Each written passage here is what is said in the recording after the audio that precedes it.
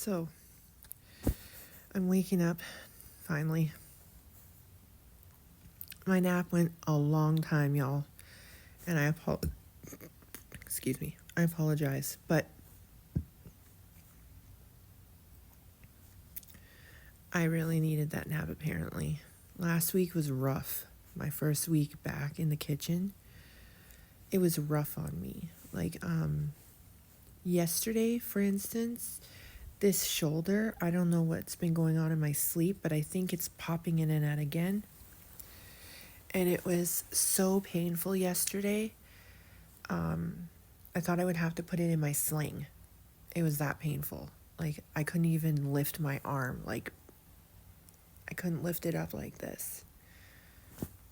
And I had to get Johnny to help me get undressed and dressed because I couldn't freaking lift my arm. It's pretty bad.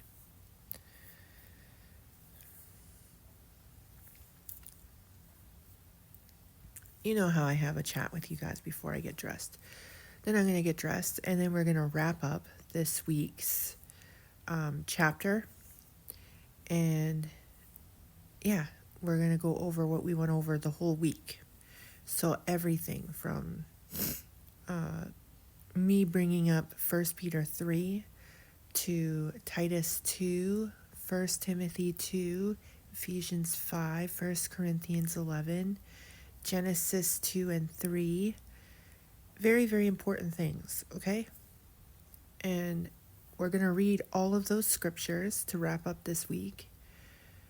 And we'll go over them throughout this whole entire thing because they're the same scriptures that keep coming up and over and over again, okay? For us women. And other scriptures that you'll probably hear is 14:1. And a few others that talk about women in a negative way. How she can become, how the woman can become literally poison to her husband's bones, or a poison to her home, a foolish busybody, things of this nature. You'll hear these throughout this whole entire women's study that we're doing, okay? We're doing biblical womanhood studies here. So you'll hear the same things over and over again. And it's important that you guys understand who not to be and who to emulate, right? So the Proverbs 31 woman is one. Mother Mary is another. Ruth, Esther. Proverbs 31, Ruth, Esther, Mother Mary, Sarah,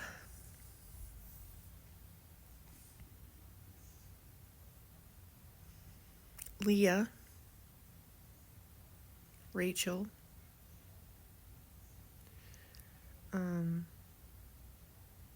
Rebecca,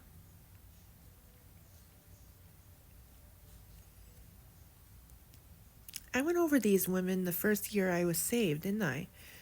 Abigail, so many, Priscilla, Lydia,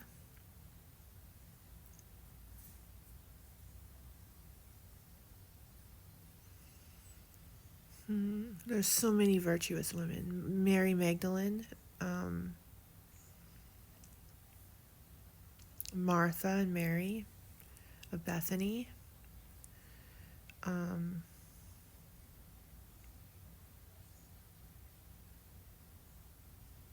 there's so many women in the Bible that you want to emulate versus the ones you don't. For instance, Eve is one you don't want to. Bathsheba is another one. She was an adulterer. Oh no, did it again. Sorry, guys. Bathsheba, Eve, Jezebel, obviously. The Witch of Endor, the oracles.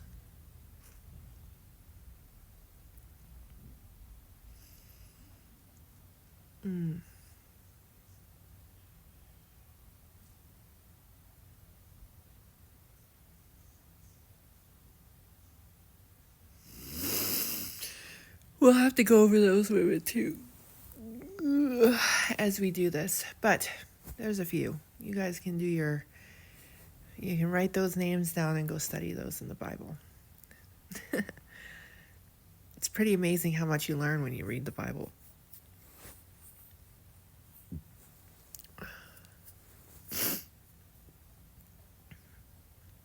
So, yes, we're talking right now while I drink my coffee. Then I'm going to go take my dose after I get dressed. And then we will continue our conversation to wrap up this week. Okay? And I will be reading the next chapter for tomorrow so that I have a talk lined up for tomorrow when we do that. And I will also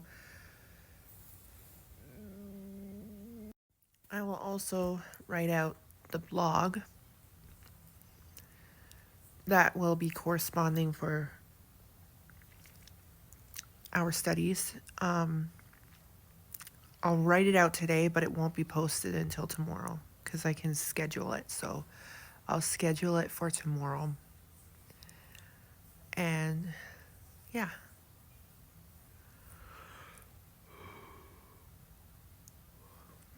Come on, body, stop, please. This is my wake up stuff that happens. I yawn like a million times. And then I stretch. Oi.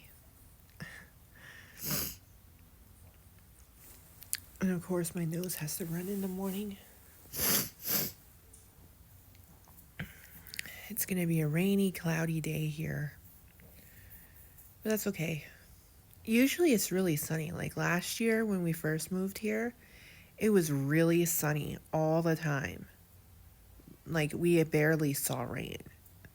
And when it would rain, it would just like sprinkle, you know?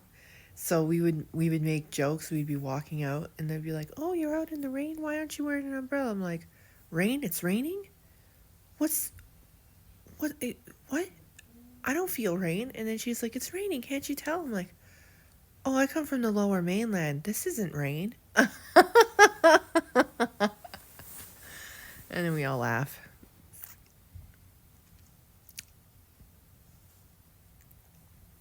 We made that joke a lot the first year that we were here. "What? You call this rain? This isn't rain." Rain down in the lower mainland is when you're like drowning while you're running home. Yeah. It gets real bad down in the lower mainland. It like rains like tsunami type, like monsoon, okay? Monsoon rain. Like tsunami. We call it tsunami rain because it's like a waterfall is dumping down on your head. I remember one time all I did was go to the mailbox and back into the house. Took me 5 seconds and I was soaked. From head to foot. Soaked.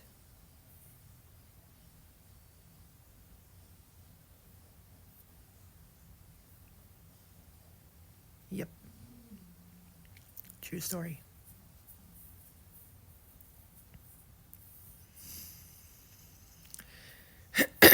But anyway.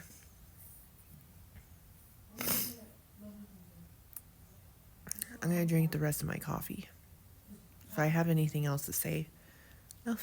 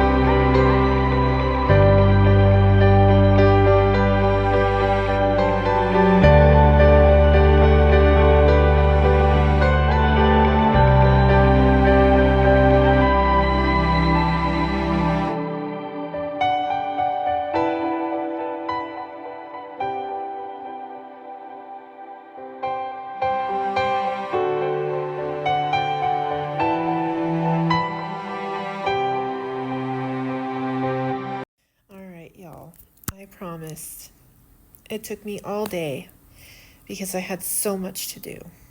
But we're going to do a wrap up now of this week's topic of chapter 9 of Created to be His Helpmeet. So we discussed preferences and your husband's preferences. We discussed how to honor your husband and how to get to know him better so that you can better honor him. One of the things that we should be doing is learning what a godly woman, her characteristics are first, and then learning our husband's preferences and applying the scripture characteristics with the preferences. The first thing I did when I came to Christ was learn who a woman is in Christ. What does she look like? How does she honor God in her everyday life? And so I didn't have any of these books then. I know you guys know that. I didn't have any of these books then. The first book I actually received was The Power of the Transformed Wife. And that was because it was, what was it? It was recommended to me by a church friend. And so I had bought it. Then when I got married, I was gifted at my bachelorette party in the basement of our church. I was gifted the Created to be His Helpmeet, and I was so happy to receive it because in The Power of the Transformed Wife, she mentions how the book that changed her life was created to be His Helpmeet. And then I found out about The Excellent Wife through online groups. And so I really delved really deep into biblical womanhood and how to treat your husband. And I needed to know, well, how does my husband want me to treat him? It's easy to just do what these other women are doing, but what does my husband want me to do, right? And that's where I went from. I came from the understanding of biblical womanhood, and then I decided, well, so I understood how to be a biblical woman, but my perspective was, how does my husband want me to treat him? He would best know what he wants from me, right? Not just me doing whatever I want. I have to also do what he would like, So I told him, I really need to sit down and have a talk with you. And he thought it was something else, like somebody was dying or something. But it was because I didn't know, I'm not very good with conversations at all. Social cues, things of this nature. So he should have known, but he didn't. I sat him down and I said to him, I have lots of questions I have to ask you. And I need you to answer them honestly for me so that I can understand better my role. And he said, I don't understand. I said, you will. So I started reading off some questions to him, like, would you say you're more of a feminist or a traditionalist? And he said, I don't understand the question. And then I would say something like, well, okay, do you care what I do all day? Or do you have a certain way that you want me to be doing things? Like, do you want me to just do whatever I want? Or do you expect me to have a certain level of discipline and get things done around the house? And then he said, okay, then I'm more traditionalist. And I said, okay. He said, but I also don't care what you do. And I'm like, that don't make no sense. And then he's like, okay, so I do expect the house to be a certain tidiness, but I don't care if it is or it isn't. I was like, I don't understand. And then he's like, okay, just you can tidy the house if you want. I'm like, if I want, but what do you want? And he's like, I like it tidy. Okay, so then you want it tidy. And he's like, but I don't want to make you. And I'm like, no, you're not making me. I'm asking questions. That's all we're doing here. We're not making anybody do anything. I'm asking questions. He's like, okay. I was like, okay. Then I went into how I look. What would you want me to do? Do you want me to wear makeup? Do you want me to wear short skirts? Do you want me to wear tank tops, like tube tops? And he said, no, no, no, no. And he told me, right? And I said, so you are a traditionalist, right down to the bone? And he's like, yes. I'm like, okay. Okay, now preferences on food. Then we went through food, then drink, then his coffee, how he likes his toast, his eggs, and things of this nature. His bacon. I even wanted to know how he takes his bacon. Then I went into things like, would you like me to make you a lunch for work so that you have something to eat because you don't make yourself a lunch? And he said, if you made me a lunch, I'll eat it. And I was like, that didn't answer my question. Fine, I'm making you lunch. And he's like, fine. Then I'm like, okay, how about breakfast? Would you eat breakfast if I made it for you? He said, yes. I'm like, okay. Alright, guys. Do you want me to say goodbye to you when you leave in the morning? Or would you prefer to say goodbye to me in the morning? And he said, it depends. And I'm like, I'll let you say goodbye to me then. And he said, okay, that'd be better. I'm like, okay. Then I said, do you want me to greet you when you come home, or would you rather me not greet you when you come home? And he said, no, I'd like to be greeted when I come home. I'm like, okay, I'll do that. And then we talked about other things like homeschooling and things of this nature. And I went into real deep depth. Then I also went into, okay, if we have a disagreement now. And then he's like, do we have to talk about this? I'm like, yes, because I need to know.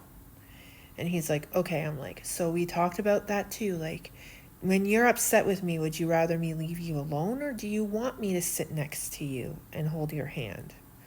And he said, leave me alone. And I said, okay. I said, if we're in a heated discussion where we're almost at the point where we're yelling at each other, would you rather me shut up and submit and go sit down somewhere and wait for you to come and talk to me, or would you want me to apologize right away? And he said, if I'm wrong, I want you to tell me I'm wrong when I'm calm.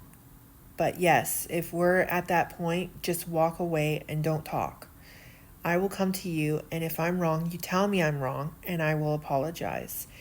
And I said, okay, and I'll do the same. If I'm wrong, I will apologize. And he said, okay.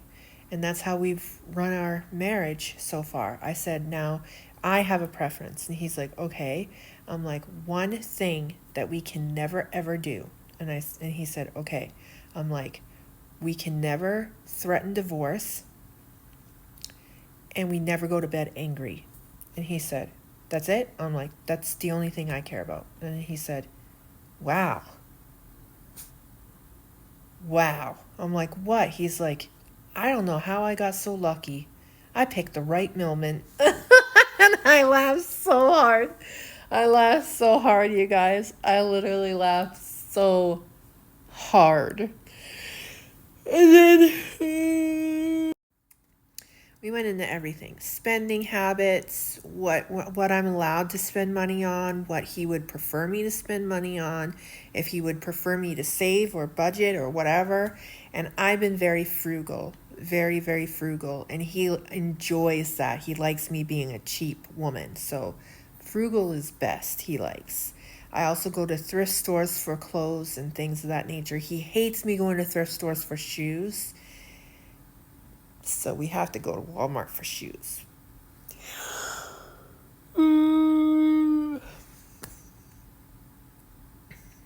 But thrift store's fine for clothes. So he's fine with that. And just the shoes. So I'm okay with that. And we budget for that, and I make sure. I also budget for his things that he wants. Every single paycheck, there's a certain allocated amount just for him. because he likes to buy a case of beer, and I let him. Okay, guys, I let him. He also has a vape because he used to be a smoker, but he's quit. So he needs his vape. So I let him buy his vape stuff. That's his allocated amount of money. Okay, so I give that to him for his stuff. And then we budget and I show him the breakdown. And then if it's okay, he allows me to buy a book because I only buy books because I like books a lot. As you guys know, I buy a lot of books because I like books. Books are good. But yeah, so it is very, very crucial that you go into great details with your husband on his preferences and understand the difference between preference and tolerance, okay? I tried to give an example today using Sex and the City, Carrie and Mr. Big. And I wanted to explain deeper, but I couldn't. So I will do another example soon of preference versus tolerance, okay? And it's very important that we aren't tolerated, but we are preferred, okay? In everything, not just in marriage and relationship and time, but also in everything, every aspect. If he prefers you in every aspect, then he's never going to look other places, if you know what I mean. He's never going to look for another place to nest. I'm going to be blunt. He will never be unfaithful if you are the preferred in every aspect of his life. And that's why it's important to get to know your husband. And I'm telling you, your husband will thank you for it. My husband thanks me every day. And we are very, very happy. And we have a very successful marriage for such a young couple. And we're pretty young. We got together when I was 21 and he was 26. And so it's been a long time we've been together, y'all. A long time. And I only started trying to be a very, very good wife to him the last 5 years. So that's just to say, like, he preferred me the whole time. He didn't just tolerate me. He preferred me, right? And now I'm preferred in every aspect of his life, which is the greatest feeling any woman will ever know. To fulfill your husband's desires, fantasies, and everything, down to the little tiny details. And if you can still make him laugh and still get him to flirt with you, that's even a bigger bonus, especially since we've been together for like 18 years, almost 20. In 2028, we'll have been together 20 years. That's insane, isn't it? That's crazy.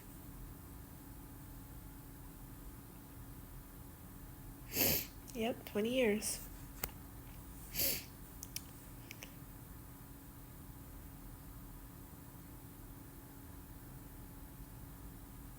But yeah, so I just wanted to give this talk with you guys to wrap up this week's chapter.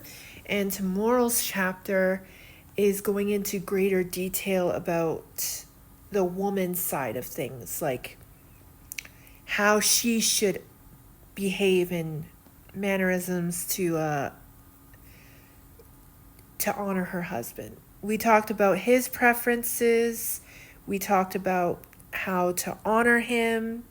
But now we're going to go into changing ourselves, our mindset, and our own beliefs about what a woman should be like, a wife should be like, we're going to do a whole lot of work in us. Because, see, the thing is, it starts with us, ladies. It starts with us. We have to change our own programming, okay? Men are programmed a certain way as well, but thankfully, my husband's not programmed the way most men are programmed nowadays, especially in this liberal feminist dystopia, okay? Now, we women have also carried along some of those traits, even though we don't want to admit it. We do, okay?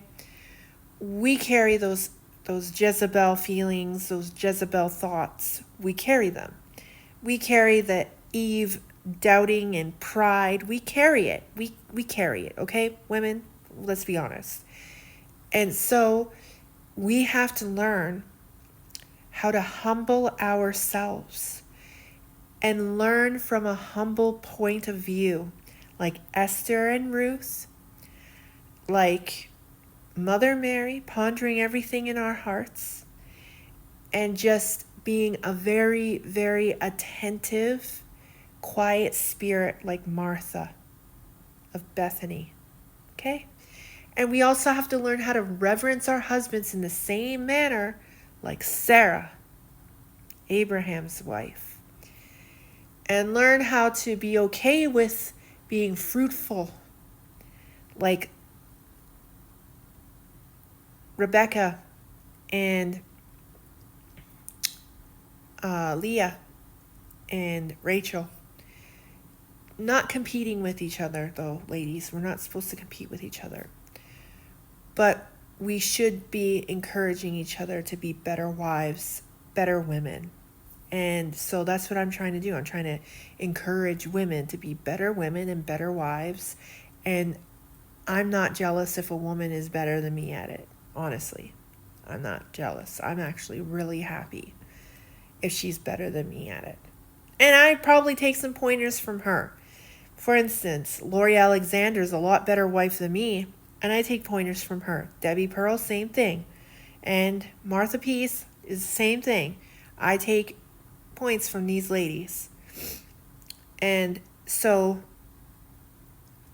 to build my own toolbox of how to love my family, love my husband, and keep our family thriving and fruitful rather than decaying and dying like most, instead of decaying and dying like most families and marriages in this day and age. The first thing a woman does when she is discontent with her relationship, marriage, or whatever, the first thing she does is separate or divorce and find a new man. And then the cycle starts all over again. I have seen it too many times, even in my own life with women. And that's how women end up with several different baby daddies, okay? Because they're just discontent with each one of them in some way, instead of trying to work on themselves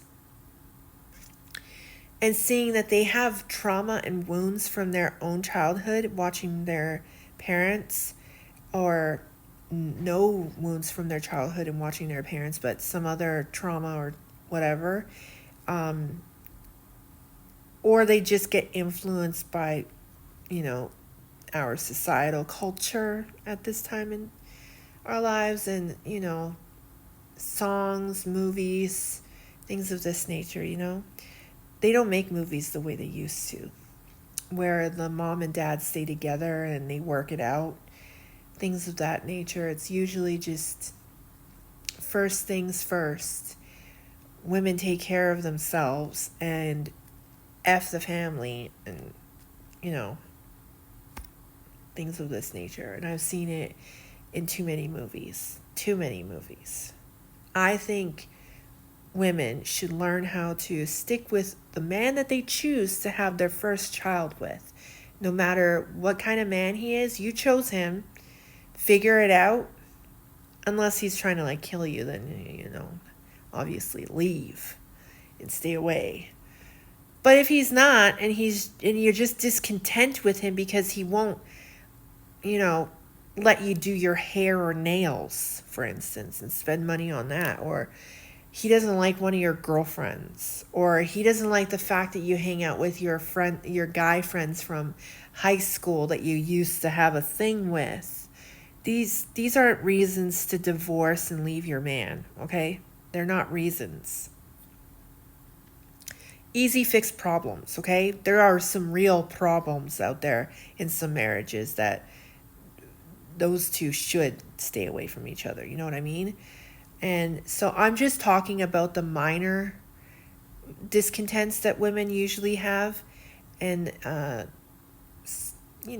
women have really, really strange ways of dealing with their discontent in their marriages and their relationships.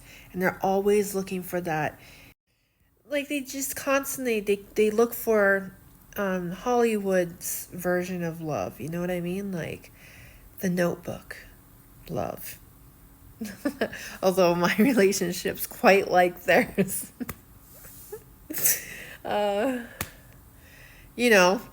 They scream at each other, but then they make up. It's a lot like that in the beginning.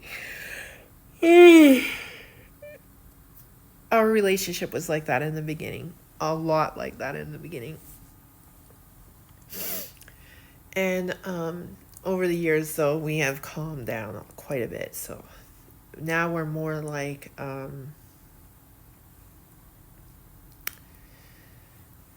how would I put it? In a Hollywood sense. Let me see here.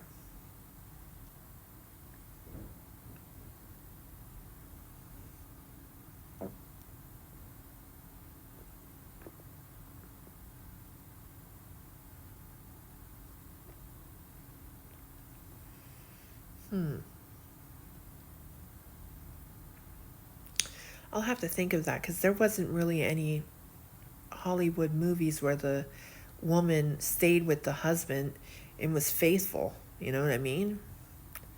There's not many movies like that. I'll have to think about it.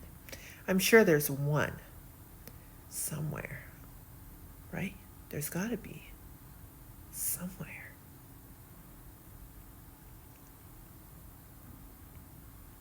We'll see. I'll figure it out.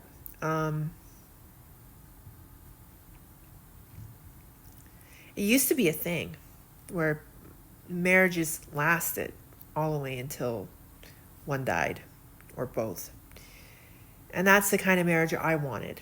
And I told Johnny when he asked me to marry him that there would be no divorce. I'm with you until death now. And he said, well, that was the point. I'm not leaving ever.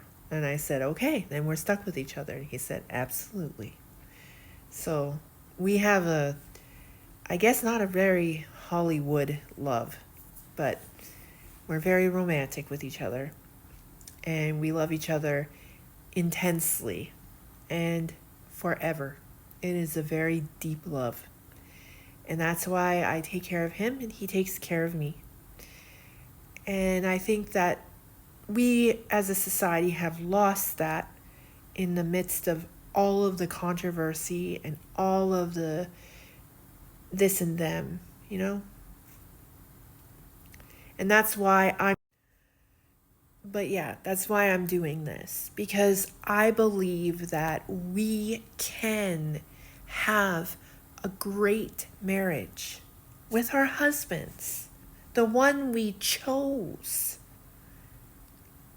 So forget about whoever or whatever's going on in the background. I want women to make a vow today to themselves that they're going to make their relationship, their marriage work, and they're going to adopt God's ways so that they don't have discontent, but become fulfilled and very content with their lives. No longer bored or anything like that. They're going to love their lives as soon as they start falling in love with God's ways. And it takes some time. It's like fine wine. You have to acquire a taste for it. You know what I mean? But once you do, oh, it's so delicious. Wine is so good. I love wine, especially blackberry wine. Don't get me started on that. We'll talk about that another time. It's like that, okay? Anything that you might like that somebody else might not like because it's an acquired taste, think about it like that. It takes work. It takes time. And it takes love and attention and attentiveness. And you have to keep going. Even when you fall and you fail, you keep going. Get up, dust yourself off, and try again. And keep with the studies over and over and over and over and over again if you have to. I've had to do it over and over and over and over and over again. I haven't stopped. That's why I'm going through the books again, kind of thing. It happens. You have to do it. You have to put in the effort. You have to put in the time. So I hope that we can make beautiful, wonderful marriages, work and be happy. Let's do this, ladies. Let's do this. And now I'm going to go get undressed because it's dark. Well, almost. And it's time to get undressed. So I will see you guys in a little bit. Love y'all. See you in a bit. All right, y'all. It's that time of evening when I say goodnight because I'm going to be heading to bed. What? What? What? What? Was that you talking? Yeah. What did you say? I say it's the time of evening when I say goodnight because I'm going to be going to bed soon. Give your mama a hug and kiss. Give your mama a hug and kiss. I'll see y'all tomorrow at 4:45 in the morning. Later for now.